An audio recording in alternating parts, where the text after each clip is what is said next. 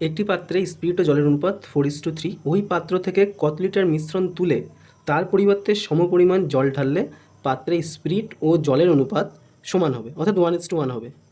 এই ধরনের অঙ্ক যখনই থাকবে, অর্থাৎ শেষে গিয়ে যখন বলবে যে সমান হয়ে যাবে, তখন তোমাদের মাথায় রাখতে হবে একটা একদম ছোট্ট সূত্র বলে দিচ্ছি, জাস্ট চোখে দেখেই উত্তর বলে দিতে পারবে। সেটা কি হবে?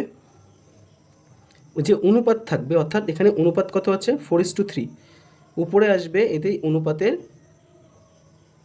পার্থক্য, আর নিচে আসবে সমষ্টি প্লাস পার্থক্য। ব্যাস এটুকু করলেই হয়ে যাবে। এবার অঙ্কটা দেখে তুমি মুখে মুখেই করে ফেলতে পারবে। এটাতে পার্থক্য আসবে 1 আর সমষ্টি আসবে কত? 7 প্লাস আবার পার্থক্য, তাহলে উত্তর চলে আসবে কত আমার? 1/8। যখনই অঙ্কে এরকম বলে দেবে যে কিছু পরিমাণ তুলে নিয়ে সেই পরিমাণ জল বা স্পিরিট দিয়ে রিপ্লেস করা হচ্ছে এবং শেষে গিয়ে দেখা যাচ্ছে সমান হয়ে যাবে, তখনই তোমরা এইভাবে করে দেবে অনুপাতের পার্থক্য বাই সমষ্টি প্লাস পার্থক্য।